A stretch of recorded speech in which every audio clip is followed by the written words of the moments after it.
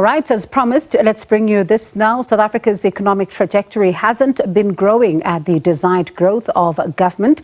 The Minister of Finance, Enoch Godongwana, has to juggle skyrocketing debt and rising cost of living with 18 million South Africans on social grants. SABC News political reporter Samekele Maseko sits down with the Minister, Sam, and certainly quite a lot of focus on what is to be done, particularly when you look at how slow the economy has been growing.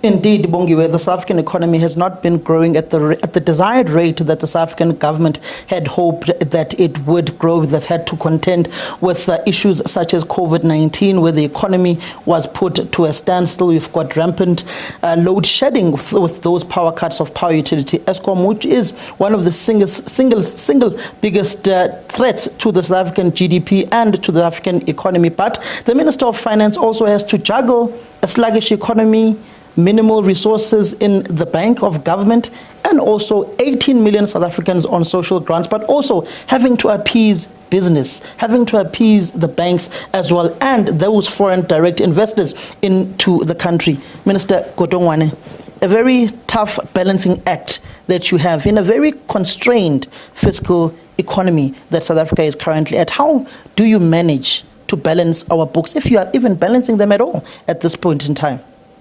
Let me start with the last point. I'm definitely balancing them all. And I agree with you that I'm balancing them in a difficult environment. We make the point in the budget and in the budget review that we've had a sluggish growth of about 8% over a decade. Those growth rates are even lower for advanced economies, developing economies. For them to be effective, they must be above 4%. So for us, it's not a growth rate for a developing economy such as ours. And precisely because even for our own purposes, the population growth is 1.4%, which means we are in fact per capita becoming more and more poorer. So it's a difficult environment. But how do you then mitigate that with the high cost of living that is currently there, with many South Africans facing poverty, inequality and underdevelopment? We've also got to roll out 350 rands for that social relief that is much needed by South Africans. How do you then manage to equate South Africa's economic needs with what is currently within the bank and in the fiscus? That's why you have got a challenge, precisely because the economy is not growing. You've got huge unemployment, which is impacting on the vulnerable people who are unemployed and so on. That's putting more pressure on the fiscus. And as a result, we are seeing a growth in the social wage and in grants and so on to cushion the impact of poverty. For instance, in 2022, we had even to subsidize the fuel price, spend about 9 billion trying to subsidize the fuel price. So those things are putting pressure on the fiscus to subsidize the cost of living for the poor. But when you look at the social wage that is currently rising and looking at the debt that South Africa is currently in, and the debt as compared to the ratio of the GDP, which is currently at about 70%, where do you then fare within that particular aspect, knowing that you've reached a particular ceiling when it comes to borrowing? That's why you will say that one of our strategic objectives from a fiscal perspective is to achieve three things. The first one is macroeconomic stability, which includes making sure that the economy grows. The second thing is fiscal sustainability, whose intention is to make sure that the exposure of government to debt and other things are reduced. In other words, your debt service costs as we stand are becoming a major expenditure issue above education, health, police. And therefore, by their nature, they're crowding out the social spending. So that fiscal sustainability, not for its own sake, but in order to make sure that you reduce and make resources available to fund all of the services. And then the third point is, how do you, in the process, while you are dealing with these things, deal with the social spending to cushion the impact on the vulnerable? When you look at our debt rate as compared to our GDP at this point in time, you had plans of fiscal management, the fiscal ceiling. Where are you with those particular reforms? Let me just put the economic argument first. The issue about debt is not its size. Japan is sitting about 200 to GDP. Italians and everybody are more than 100% to GDP.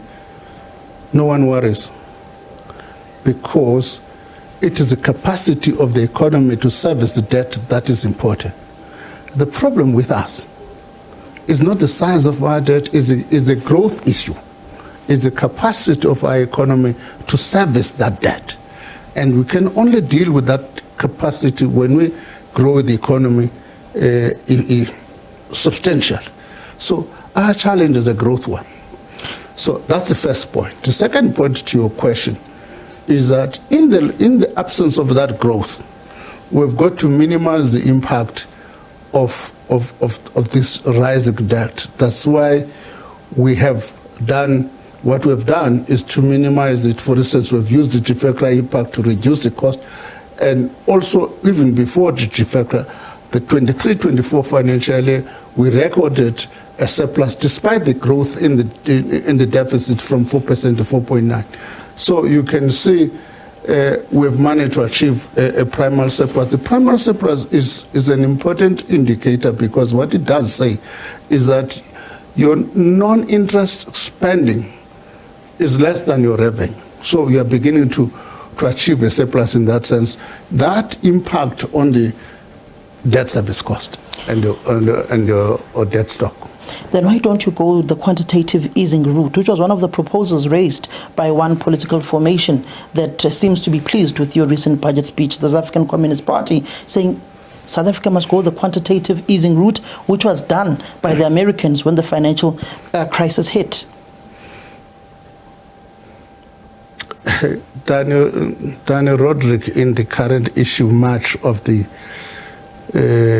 Finance and Development Journal of the magazine of the IMF, makes the point that you should not generalize about economies. Their economies have different, we must contextualize it. What is the context? Let me just tell you what quantitative easing means. What quantitative easing is that you buy, the central bank buys debt from the people who own government debt. It does not inject money to the government. What it does, it releases the speculators from the constraint of government debt. It does not guarantee that that money, therefore, when these guys get the money, are going to plant it back into the economy. Now, that's what quantitative easing is about. It's not about planting money into the economy.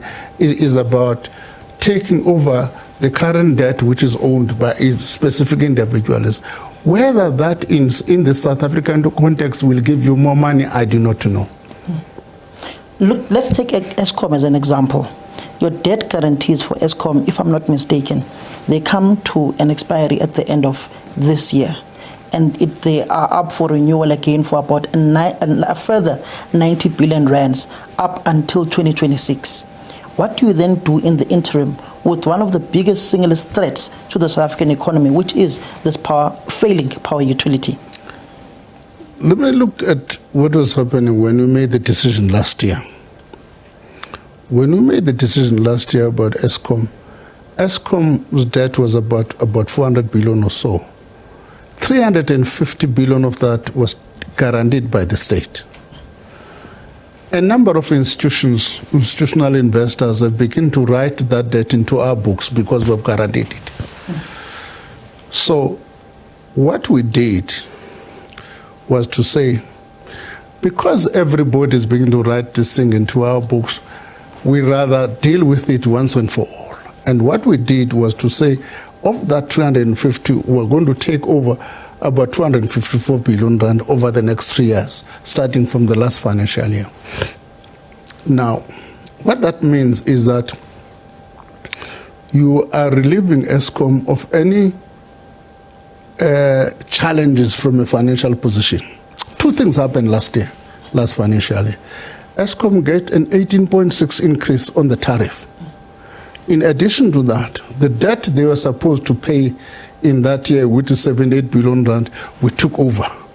So that gave Eskom a more flexibility to do a couple of things, maintenance, pay for diesel, do a number of things. And we're quite happy that they are beginning to make an improvement. How are you going to fund the nuclear power station that is out on proclamation now? My understanding is as follows, is that the nuclear power stations are like anything like the renewable things. What you do is that you offer out through the windows people to make bids. Individuals or companies build nuclear power stations, not the government. Build nuclear power stations.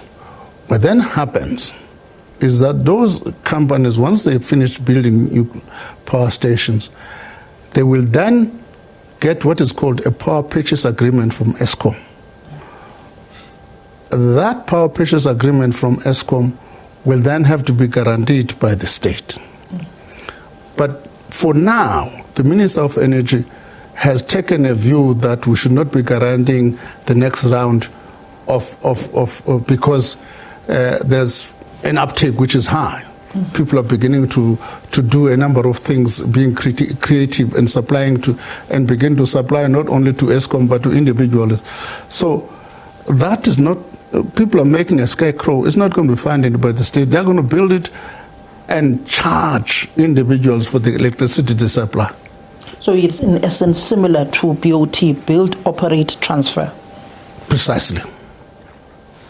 But then, Minister, on the issue of Eskom, in future, how do you then minimize Eskom being the single biggest threat to the South African economy? I remember in 2018, when we went to Fokek in China, the Minister of Public Enterprises, Pravin Gordhan, was meeting a number of state-owned enterprises that operate within the energy sector in China that compete amongst themselves.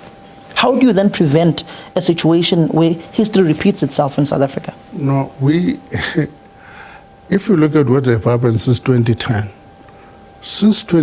we've done what is called the development of what is called IPPs, independent power producers. By that we mean that there are emerging competitors on the generation side from Eskom, to competing with Eskom. What that means, that generation now is becoming a competitive environment. What is not going to be a competitive environment is the transmission side. We're starting an independent transmission company which should be available to any generator on an equal footing. And that is going to be a state-owned company. We've appointed a board, and I think we're in the correct direction. One of your proposals in South Africa's fiscal ceiling was the issue of the formation of a state-owned holding company. Where are you? Where are the plans afoot from the DPE going towards Treasury in the formation of that state-owned holding company that will minimize expenditure of all these state-owned enterprises, which will bring money into the fiscus? Let me say the holding company is something which belongs to public enterprises, is not a treasury issue. Completely is a public enterprise issue. The way I understand it is that they want to create an environment where they could have a line of sight into what is happening in each state-owned enterprises and make the interventions at an appropriate stages. and I'm told the model that's being created is like Temasek in Singapore. So, but as I'm saying, it belongs to public enterprise. Treasury is not involved in it. It is involved. Okay, Minister, no, that's fine. On the issues pertaining to South Africans now, social wage, the basic income grant, what is the main arbiter at this point in time? Your main arbiter that is preventing you from basically rolling out BIG, the basic income grant? You know, I normally use an example. There was a guy, when I was a trade unionist, I met him, I fought with him in Chloride, I fought with him in DeFi, who was HR director. In the midst of a strike, this guy would take his cigarette and say to me, he was bare smoking Lexington, I remember. Roy Lawrence. He would say to me, you know, Mr. Godongwana, we must distinguish between the company's willingness to pay and the company's inability to do so. I think when you talk about BIG, everybody has got an interest in having basic income grant. The debate is not about whether we should have a basic income grant. The question is, how are we going to fund it? All right? There's a basic income grant, there's NHI, there's comprehensive social security. There's a whole range of packages. So what we need to be doing really is to say, how do all of these pieces fit together into a comprehensive social security package? This is not a treasury issue, it's a government issue which all of us need to be discussing. There are three components to a comprehensive social security. One is social assistance, B is social insurance, C is active labor market policies. How do we pull all of those things together into this whole package in the context of South Africa? Can South Africa afford at this point in time, or in the foreseeable future, let's say in the next term of office, should your governing party come back, to roll out this basic income grant, which is wanted by labor within the country? No, we're going to come back. Let's put that aside. You say, what you must ask me is, when we come back, how are we going to manage all of these things? I'm saying to you, the discussion at the moment, the Department of Social Development placed into the agenda the notion of a comprehensive social security for South Africa. As part of that package, we've got to check how do we deal with these three elements I've outlined: social assistance, social insurance, active labor market policies, put them into a package. There are a lot of social security funds which are all over the place, the accident fund, the UIF, can you see? There's a lot of them, the social grants and everything. We've got to think carefully, how do we integrate all of these things? Can we afford the rollout of BIG? For me, it depends on how we're going to manage all of these things into an integrated whole. If that's the case, we can. How can we, at the current financial constraints? No. Not at the current financial. These things are going to be phased on the basis of the ability of the economy to afford them. I think the ANC has been in government for a while, and South Africans know that we have not been reckless in implementing policies. We have taken into account our ability to deliver, take into account the growth of the economy and so on. As the economy grows and more resources have become available, we'll be able to roll out this thing. Looking at the current budget speech that you delivered this year, Minister, and looking at South Africa's interest when it comes to foreign direct investments, the investment summits that the President has, what are some of the main issues that investors are bringing to the fore when it comes to South Africa's social spending and its ability to have the economy performing? Let me just say, if you look at the major countries that invest in South Africa, their major problem is not a social security, because they've got an advanced social security system than we do.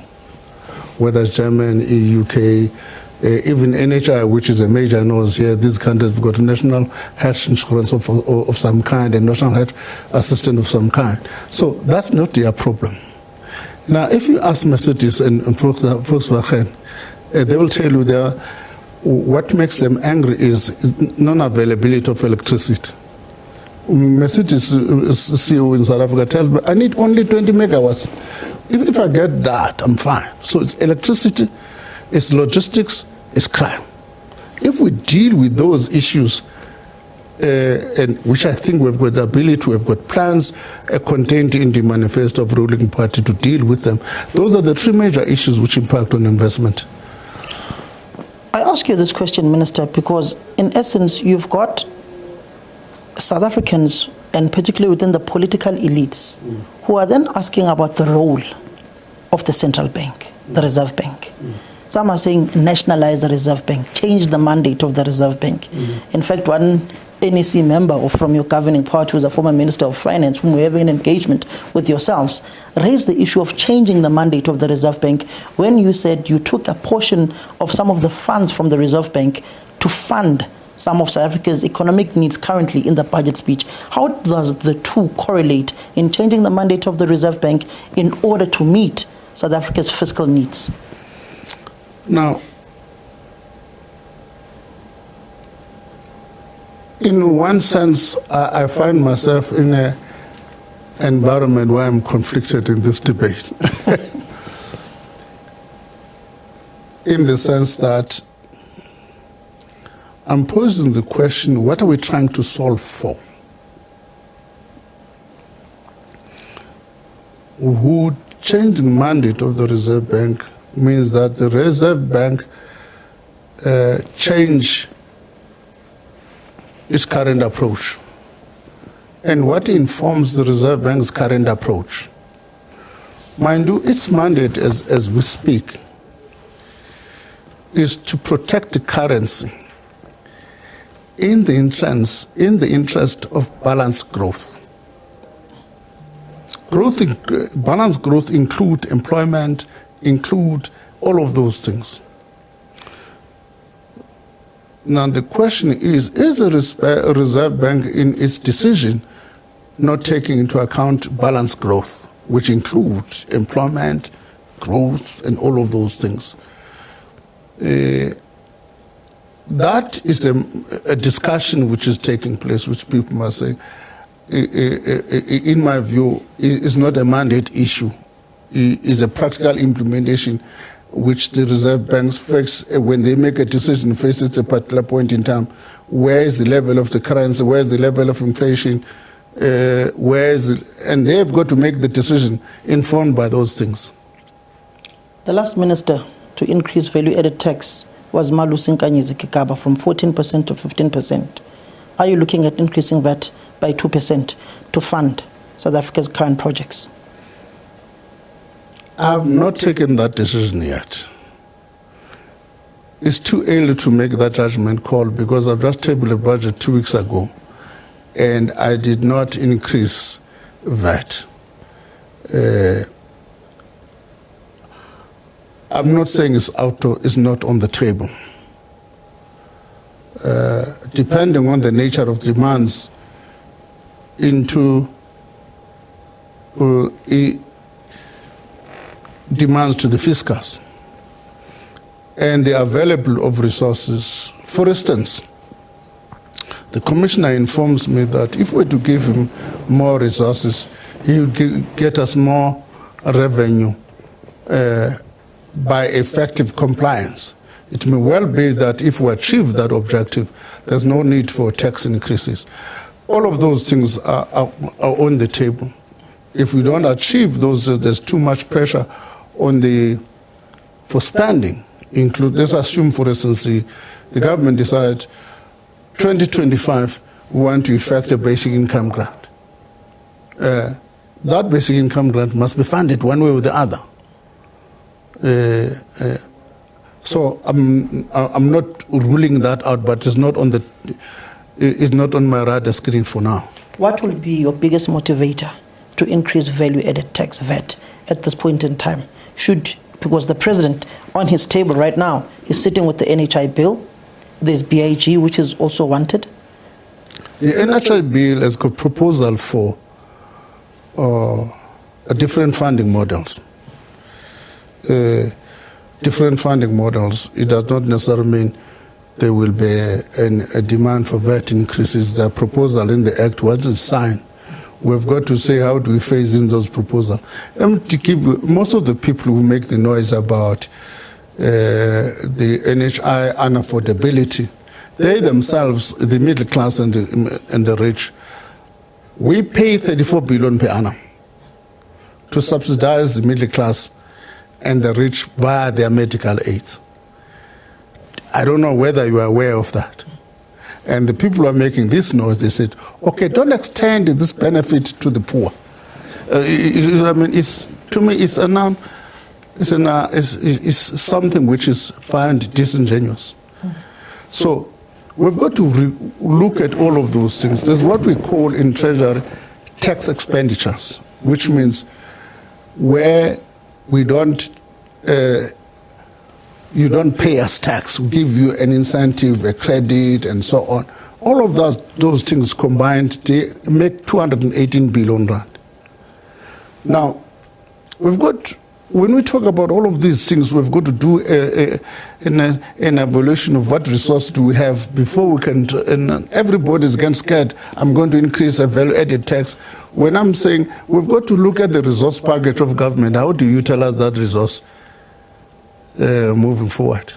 Is South Africa running out of money? Not at all. No government runs out of money when they can tax people any day. We're not running out of money. If we're running out of money, we'd have increased taxes. The reason we didn't do so, because we're confident that we're not running out of money. So you were confident that this economy is going to grow, that's why you did not increase taxes and you did not increase in particular VAT? We've made an assumption that over the next 3 years, the economy will grow on average about 1.6%. Now, that's an assumption. In economists, we use the word everything being equal, right? So that's an assumption that is built into that. And then building on that, we think unless there's too much excessive expenditure increases, which will require a tax increase, you will see in our assumptions over the next 3 years, we're not building major tax increases. Government investments and workers' investments, PIC.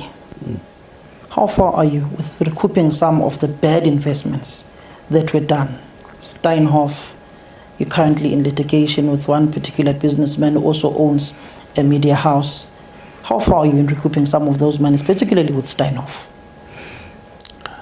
There's some interesting thing which people make is you create independent institution and say, having created this independent institution, the minister must make decisions. When you've got an independent board, it's like the people are saying, why Ramaphosa not making sure that so-and-so is arrested? The day Ramaphosa make a decision about arresting somebody, we're in for a disaster, we're becoming a banana republic. There are independent institutions such as NPA, the police, they must make those decisions. We have an independent board that governs the PIC, and that board has got a fiduciary duty, not me. I'll fire them if I must be able not to intervene, but if they are not making sure that their fiduciary duty is exercised to protect the interests of the pensioners, I'll fire them. But I cannot be part of their decisions if I still want to hold them accountable. But Steinhoff has ran off with people's monies and he's not been held accountable. It's not only our PIC that has been, let me tell you this following. In investment, we've got what we call risk and reward.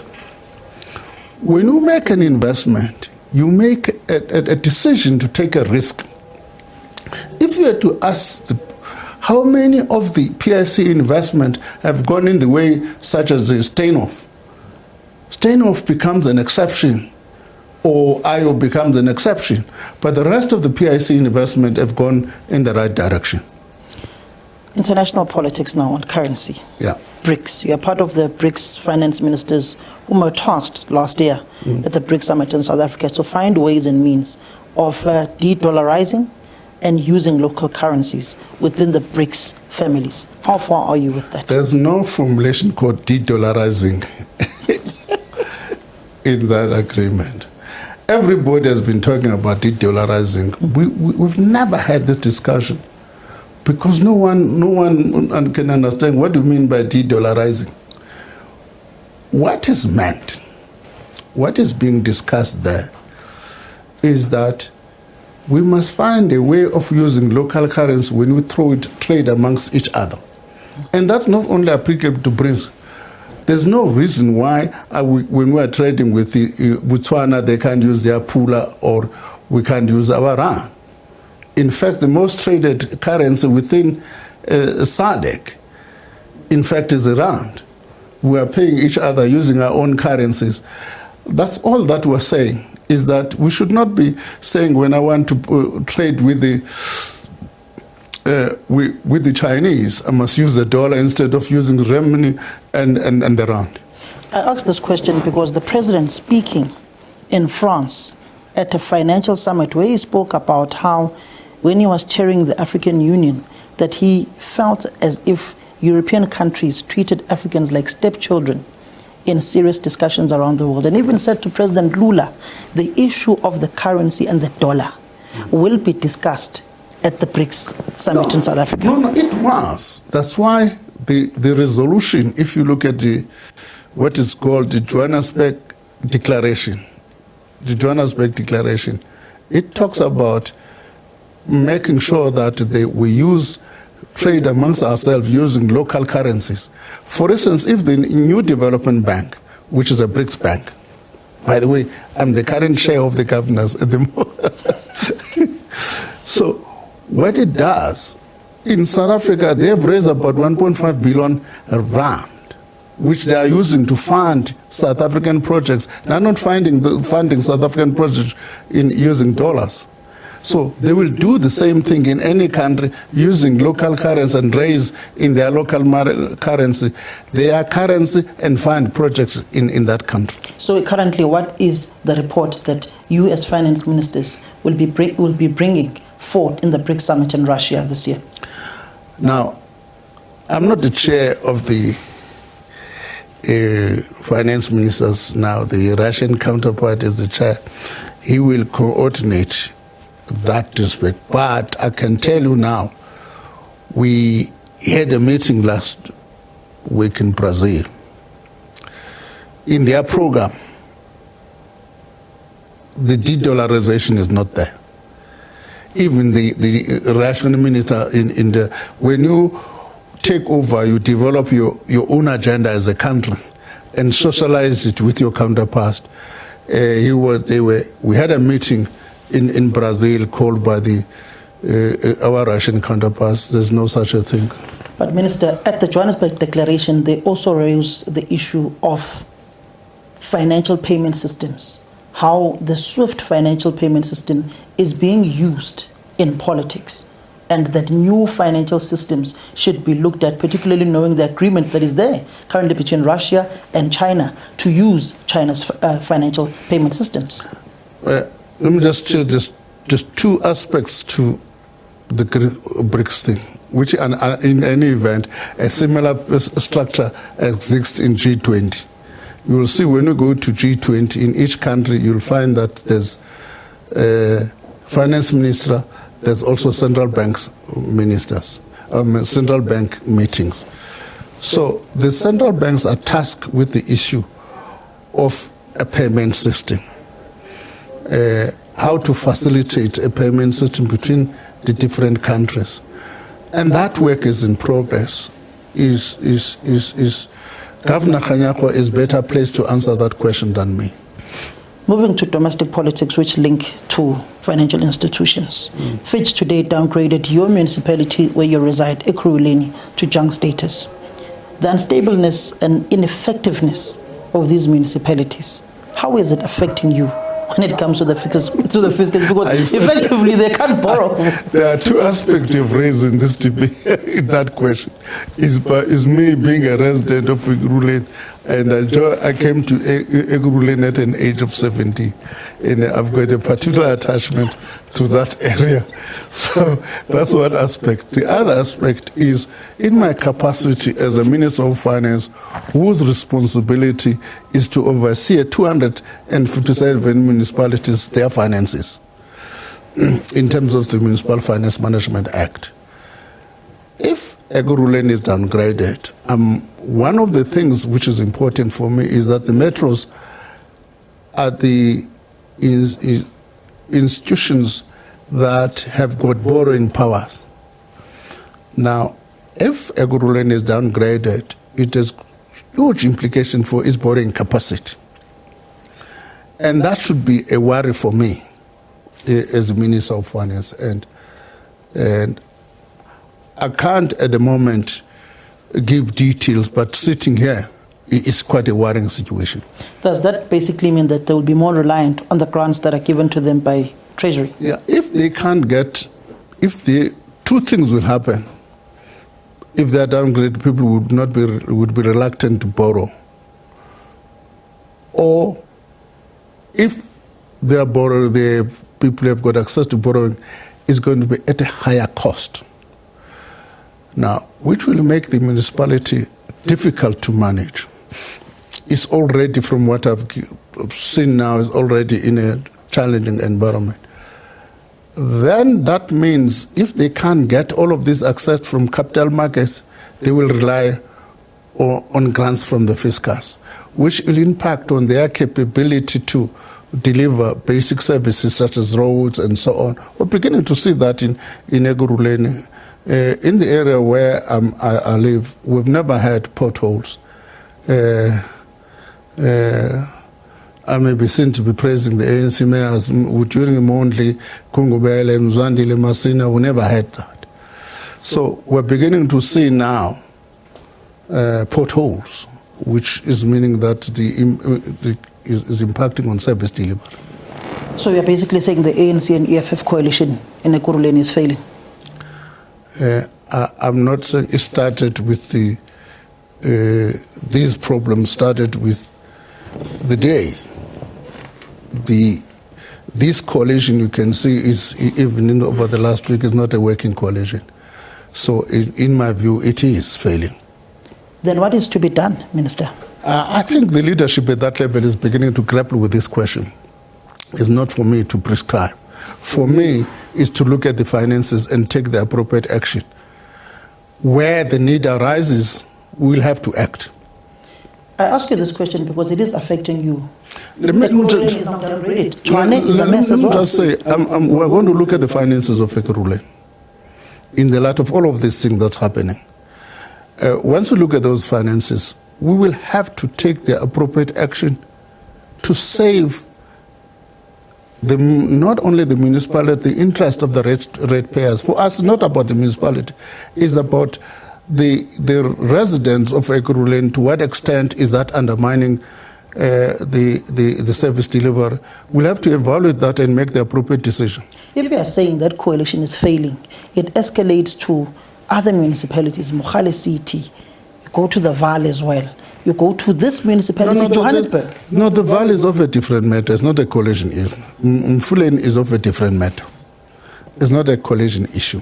It is a municipality which, for years, despite all intervention, does not make any progress. It's not a coalition government. So you have got a number of those cases throughout the country. For instance, I can tell you this: one of the smallest municipality, what is called Maluti Apofo, owes more Eskom than any other municipality. Right? It's not a coalition issue. It is that we've got to make sure that we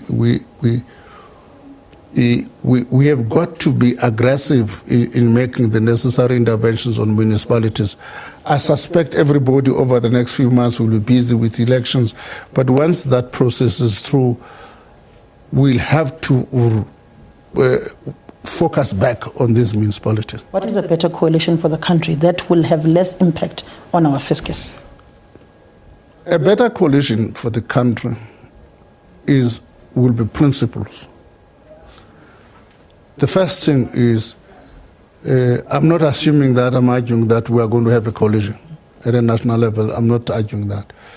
But even at municipalities, a number of principles must take on. Will that coalition give us better stability? Will that coalition have principles of collective responsibility? The Constitution requires that any government institution, you are bound by collective responsibility. You not have every coalition party working on its own independently. I'm citing two principles that there could be others that should govern a coalition. Should the ANC caucus vote out the current mayor in Ekurhuleni next week? I'm not sure. I'm not familiar with those discussions. It would be unfair for me to make a judgment on this. I listened to Stephen Crotus ask the question to Chief Whip of the ANC. He himself couldn't make that confirmation. Who am I when the Chief Whip of Ekurhuleni could not confirm that?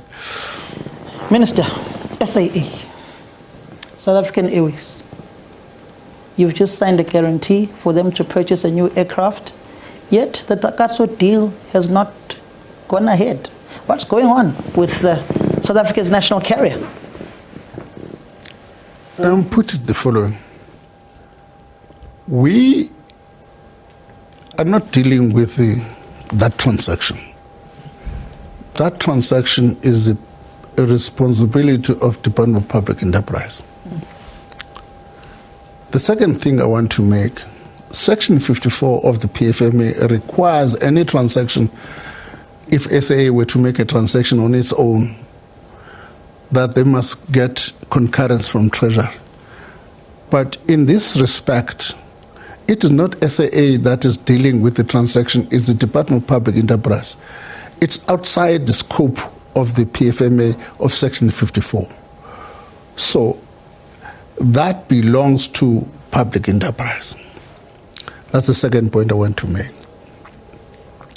The third point is that from where we sit, we've made a lot of payments and guarantees to SAA, including clearing all its debts of about 16 billion rand. The last tranche is R1 billion we've made available to Transnet, SAA, subject to certain conditions. Amongst them is a proof of funds from Takatso.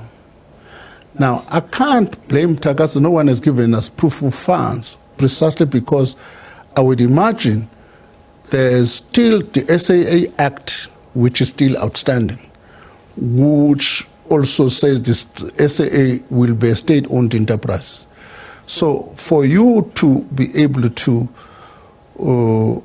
it's a condition precedent that we've got to, I would imagine from a Takatso perspective, that's a condition precedent that the government must be able to say, yes, now you are allowed to enter the fray. The Act has been amended.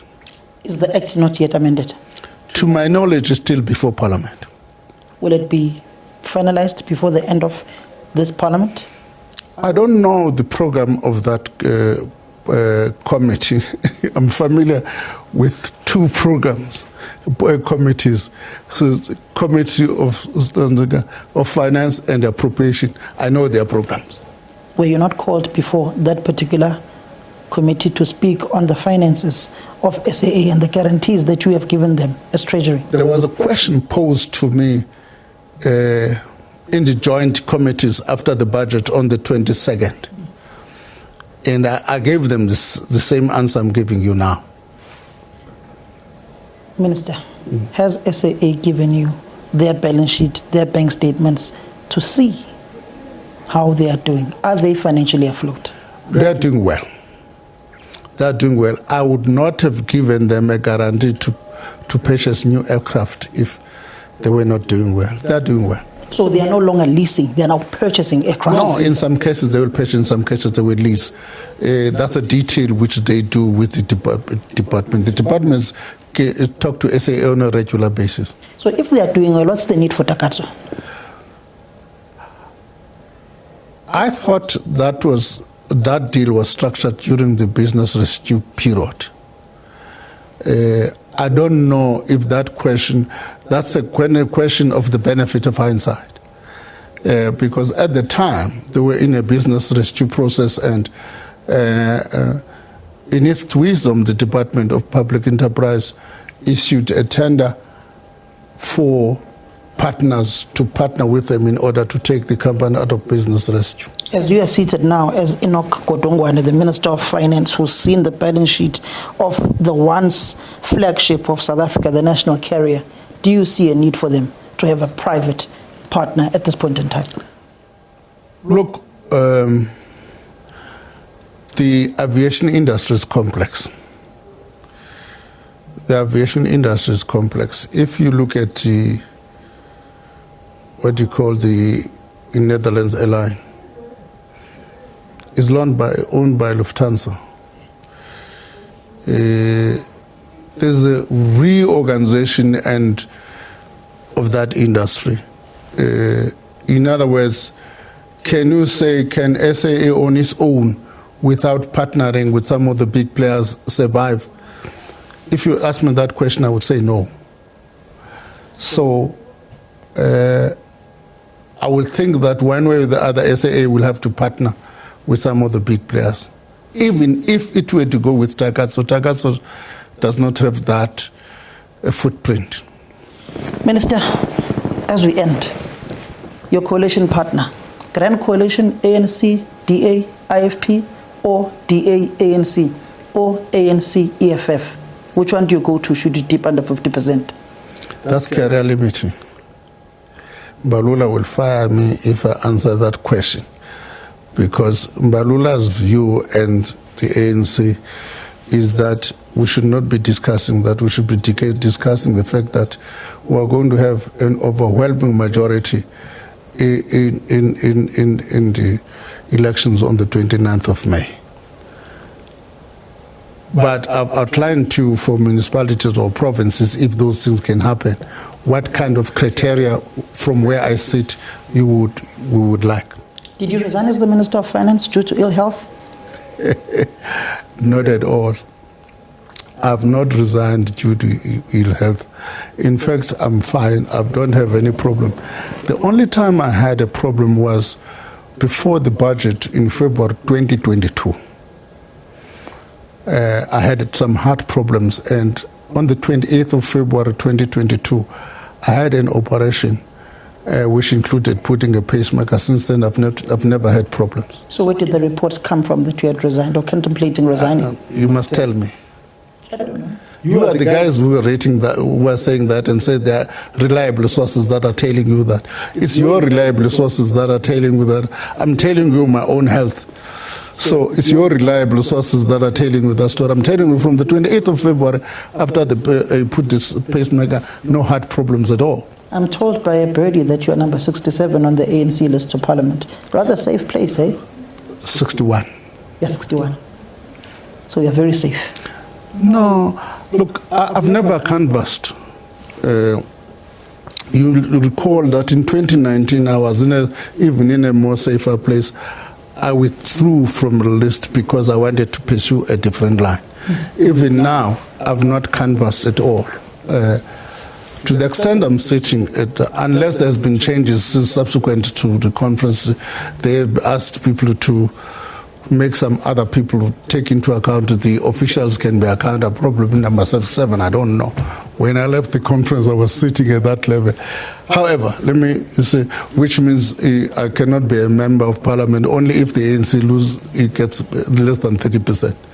Okay. Minister, those who are charged, like Zandile Kumete, Bongani Thomas Bongo, those who've got allegations like Gwede Samson Mandashe, Dr. Zwelini Mkhize, Batabile Dlamini, who was found guilty of perjury and charged to pay 200,000 rands. Should those be left out, knowing that you also faced an allegation by Mthunzi Mdwaba of 500,000? Let me put two things in perspective. In 2018, in September, when we were discussing the step aside, we had Bongo facing charges and Bongo was the chair of the Home Affairs Committee. The key question facing us was, are we saying Bongo must leave Parliament? Or are we saying Bongo must not be the face of the ANC? And the decision we made was that Bongo must not be the face of the ANC, in other words, must not be the chair of the Home Affairs Committee, but must remain as a member of Parliament until the finalization of the charges. Guess what happened? After that decision, the charges were withdrawn. You can imagine if we took a decision that Bongo must leave and the charges get withdrawn. So that's the first thing you need to take into account. Are you saying Zandile Gumede must not be a member of Parliament? My answer is no. Zandile Gumede must but cannot be a public face of the ANC. All right. Same as we did with Bongo. Now, Mantashe faces an allegation not proven, placed before a judge. Allegations are made against people as Mdwaba did against me, something he couldn't prove in a court of law. Now imagine if that happens and people says I must not be a member of Parliament, I must not be a Minister of Finance. What would have happened if Bongo can't, if this guy, Mdwaba, can't prove that in a court of law? So society has got to take that into account. People can throw all these allegations against people. Allegations must be proved against individuals before you can condemn them. In a minute, Minister, time is up. So you're essentially saying relook, redefine, step aside, or throw it out the window? No. Step aside has always been. I'm saying from the day we took this decision, it's never changed. Even in August 20, what was it? I can't remember. It's never changed. Step aside has been that somebody must be charged. It's never changed. Thank you very much for your time. Thank you very much. Hope to have these engagements with you regularly, and hopefully you can balance those books and roll out that basic income grant without increasing value-added tax. Even the fuel levy, we thank you that you didn't increase it. That was the Minister of Finance, Enoch Godongwana. All right. Thank you very much, Samekele. There, interesting to hear as you were asking about his safety on that ANC list position there. So that's also one of the stories that a number of people are waiting to see. What does it look like there in the composition? But also interesting conversations around even the SAA deal as well. So we'll bring you more, on this particular story. We will, of course, be taking you back to some bits and pieces of that particular interview. Quite a lot coming out of that. That's my colleague there, Samekele Maseko.